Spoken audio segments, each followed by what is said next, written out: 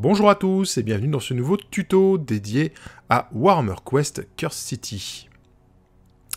Un tuto qui ne va pas être dédié à la peinture d'une figurine en particulier, mais plutôt à une couleur, donc pas tellement sur Curse City, mais qui va être accessible pour tous les jeux, en fait, pour toutes les figurines. Ça va être un tuto dédié uniquement à la couleur verte, voilà. Donc là, on voit sur la figurine les différentes parties vertes qui ont été peintes. Tout ce qui n'est pas vert ne sera pas présent dans ce tuto, même si je vous expliquerai un peu après comment j'ai peint le reste. Mais voilà, donc plusieurs façons d'aborder le vert. C'est un tuto qui a été réalisé à la demande de Sylvain, qui fait partie de mes tipeurs. Du coup, j'ai trouvé l'idée sympa, donc voilà, je fais ce tuto. Il y a encore toute une série de tutos qui ont déjà été tournés, qui sont prêts pour sortir sur la chaîne. Il faut encore que je fasse un petit peu de montage pour la plupart. Mais du coup, voilà, il y a plein de tutos qui sont prêts. Et ce sont mes tipeurs, en fait, qui vont choisir, qui vont voter pour décider de l'ordre dans lequel ils vont sortir.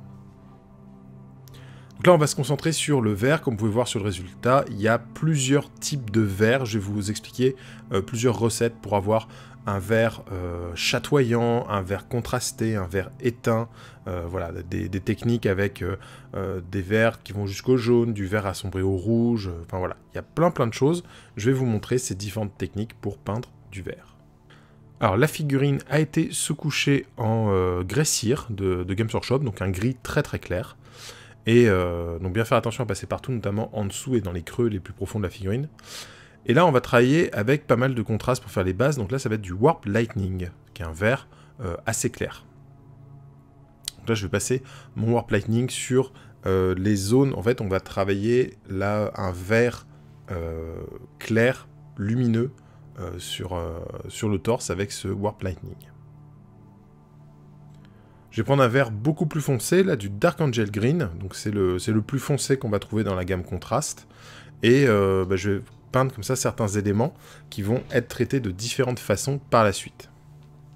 Et là je vais prendre du contraste Orc Flesh, qui va être le vert moyen entre le Warp Lightning et le Dark Angel Green. Voilà, c'est un vert qui est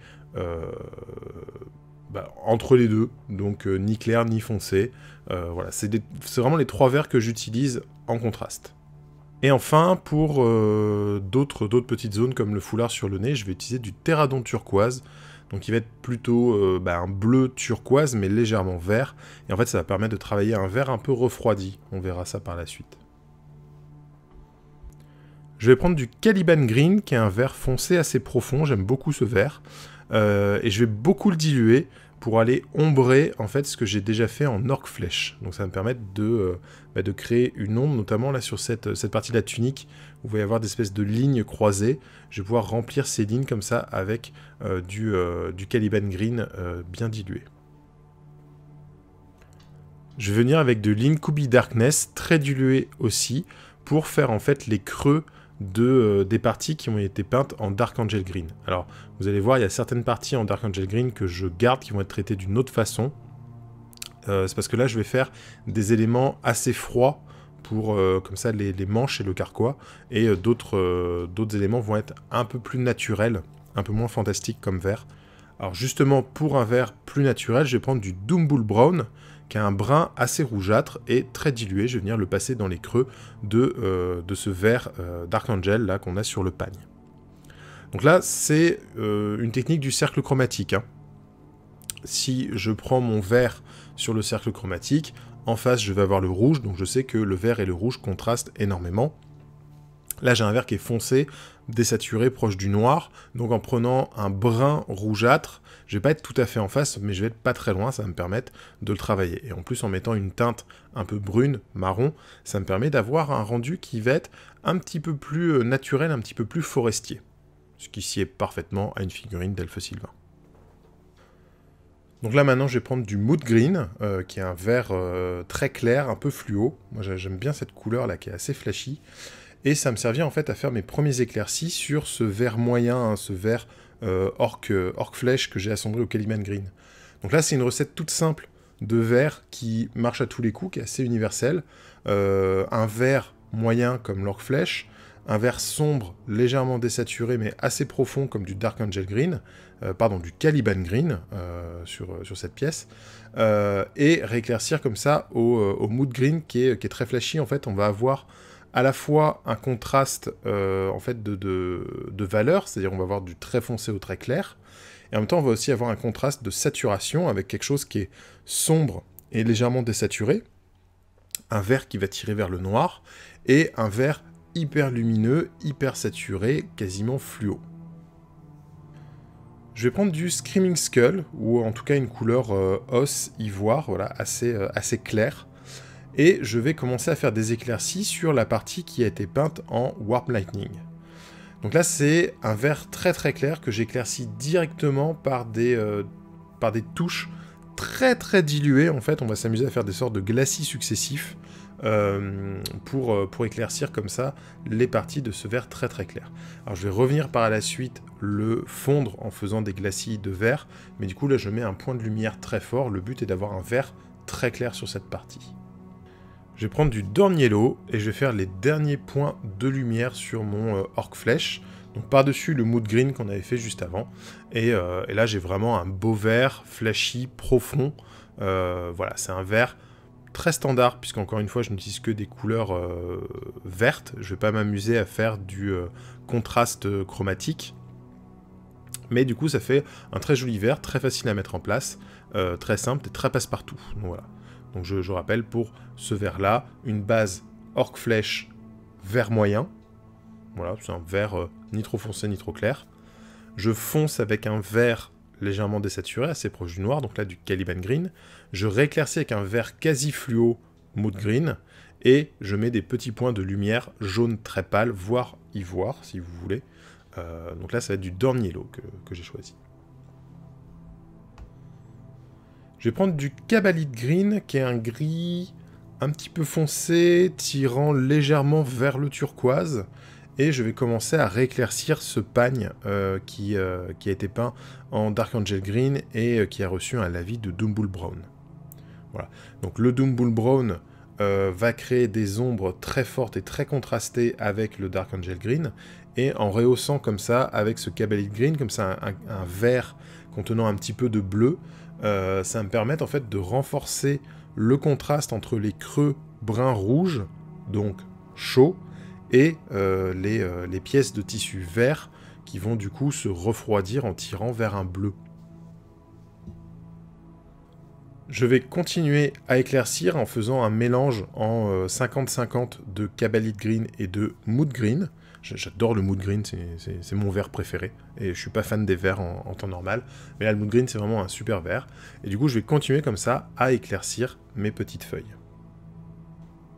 Et bien évidemment, je vais venir désormais en Mood Green pur pour éclaircir ces feuilles. Et elles ont vraiment une belle forme, là, ces feuilles sur le pagne. Donc je vais vraiment rééclaircir les bords de la feuille et faire un petit trait comme ça sur la nervure centrale. Avec le Mood Green, j'en profite pour venir souligner les formes du carquois. Donc là, le carquois, beaucoup plus simple en termes de traitement que le pagne à l'avant. On a le Dark Angel Green, on a le Doom Bull Brown, mais j'ai pas fait les étapes au Sybarite. Donc là, je vais directement au Mood Green, ce qui permet en fait d'avoir un lien visuel très fort entre le pagne à l'avant et le carquois à l'arrière. En même temps, ce ne sont pas les mêmes verts exactement. Le Mood Green me sert aussi pour éclaircir les manches que j'avais peint en Dark Angel Green et que j'avais ombré avec du Incubi Darkness. Donc je les rééclaircis aussi avec des glacis successifs comme ça de Mood Green. Et maintenant je vais faire un mélange de Mood Green et de Dorn Yellow en 50-50 pour rééclaircir ces manches en faisant des petits points, ça va donner un petit peu de texture.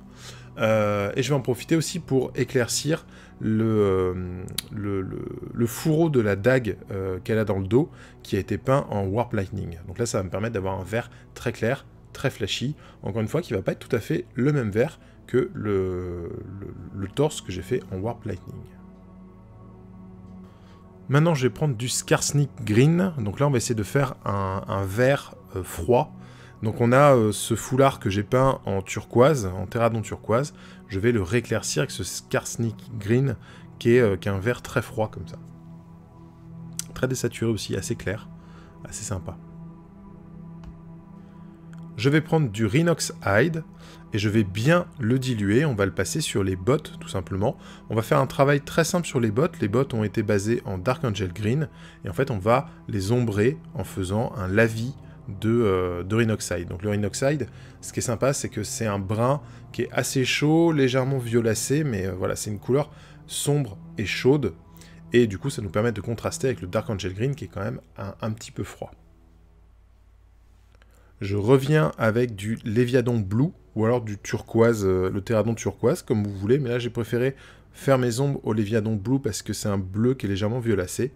Et en fait, je vais faire les ombres du foulard et une pièce de vêtement qu'elle a sur le torse, par-dessus sa chemise. Donc voilà, ça me permet d'avoir un vert froid, un vert qui va tirer vers le bleu, voilà, qui va être assez froid, qui va pas du tout être naturel. Hein. On va pas partir sur un vert printemps, prairie, feuilles d'arbre. Là, ça va être un vert froid, un peu étrange. Mais ce qui permet comme ça d'avoir plusieurs éléments de tissu et d'habillage qui sont côte à côte, mais qui vont pas avoir la même teinte, la même valeur et la même chaleur. Pour toutes ces notions de teinte, valeur, chaleur, je vous invite à retourner voir la vidéo sur le cercle chromatique. Si vous avez du mal avec ces notions, j'ai tout expliqué dans cette vidéo, et je vais essayer d'en faire une nouvelle très bientôt. Je reviens maintenant avec du contraste Warp Lightning, et en fait je vais faire des glacis pour uniformiser la partie sur le torse que j'avais rééclairci avec du beige, hein, avec le Screaming Skull. Donc là ça va me permettre de réunifier, parce que le Screaming Skull était un petit peu trop franc, un petit peu trop présent, et l'éclaircissement un petit peu trop abrupt. Donc là je vais refaire des glacis pour réunifier un petit peu. Et je vais en profiter pour bien refaire les parties du col, etc. Je reviens au Screaming Skull, encore dilué, refaire vraiment des toutes petites touches bien diluées, donc très transparentes, et je reviens mettre des petites touches, des petits points. Je laisse sécher et je reviens, si c'est nécessaire, refaire l'éclaircie. Voilà. Donc là, j'affine mon travail, en fait, comme ça, en balançant entre glacis vert et glacis beige, pour aussi faire mon éclairci qui soit doux, mais qui soit en même temps lumineux. Et au besoin, je peux revenir encore une fois avec le Warp Lightning pour refaire comme ça ce glacis successif si mon beige est trop abrupt. Donc là, ça va être à vous de voir le nombre d'étapes à faire entre rajouter du beige, rajouter du vert, adoucir, jusqu'à ce que vous soyez content du dégradé. Voilà pour les parties vertes de la figurine. Donc là, on a un vert très clair sur le torse, on a un vert flashy sur sa dague, on a un vert naturel sur le pagne, un vert classique sur la robe. Voilà, il y a plein de verts différents, je suis assez content. J'aime bien parce que il y a vraiment des techniques différentes, mais toutes sont vertes, et ça permet de garder une harmonie comme ça sur la figurine. Voici donc la figurine terminée. Alors comme j'avais un vert très présent, j'ai décidé de jouer avec des teintes un petit peu forestières et automnales, avec beaucoup de bruns, mais des bruns très chauds. Donc on voit une espèce de zone de fourrure qui ont été faites avec de la contraste. Il y a deux contrastes là que j'ai utilisés. En fait, il y a un premier passage de Snakebite Laser, qui après est renforcé par un passage dilué de Gorgruntafer, qui va apporter beaucoup ce teint orangé, donc beaucoup de chaleur, assez intéressant. Et après, je viens dans les creux, j'ai rajouté des petites touches bien diluées de Cygor-Braun. Autre part très intéressante sur la figurine qui est très présente et j'aime bien graphiquement ce que ça donne, sont les cheveux qui ont un orange pétant. Donc là, petite astuce, les cheveux ont été peints en Dorn Yellow, donc jaune hyper pâle, hyper clair. Et en fait, je suis venu faire plusieurs passages. Il y a deux passages sur l'ensemble et un troisième passage vraiment dans les creux de Orange Rust de la gamme Green Stuff World. Donc c'est du pigment liquide, ce qui donne un côté très mat et en fait un côté très dense à la couleur dans les creux. Et après j'ai légèrement rééclairci avec du Dawn Yellow le bout des mèches, etc.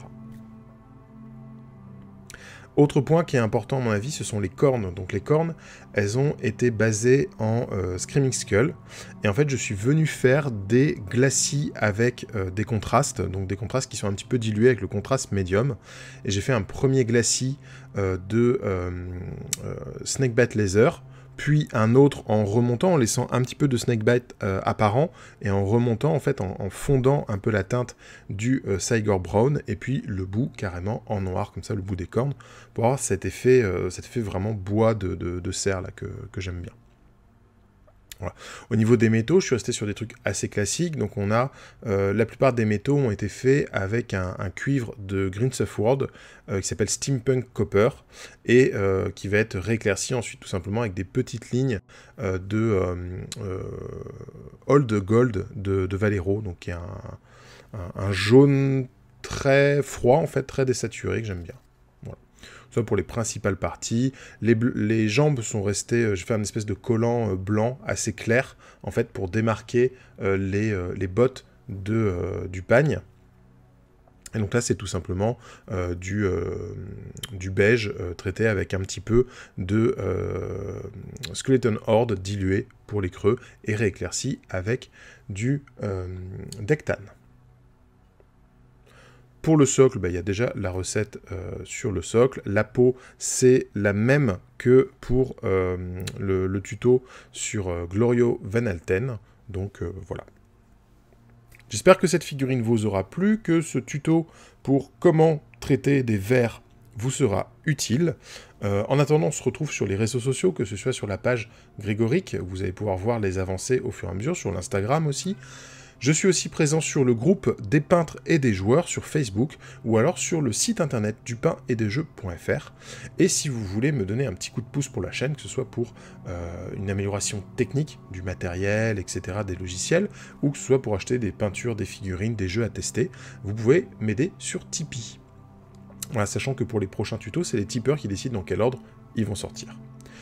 Et enfin, si vous voulez aider d'une autre façon la chaîne, vous pouvez simplement liker, partager, commenter cette vidéo, vous abonner évidemment, et en parler autour de vous, voilà, ça me fera toujours plaisir. N'hésitez pas à me dire dans les commentaires ce qui vous a plu sur ce tuto, s'il y a des parties que vous voulez voir plus détaillées, je peux revenir expliquer d'autres éléments qui ne sont pas présents dans le tutoriel, donc n'hésitez pas à me demander dans les commentaires, ou à me faire des remarques sur le format, la façon dont est fait la vidéo, s'il y a des choses que vous trouverez plus pertinentes à expliquer, etc.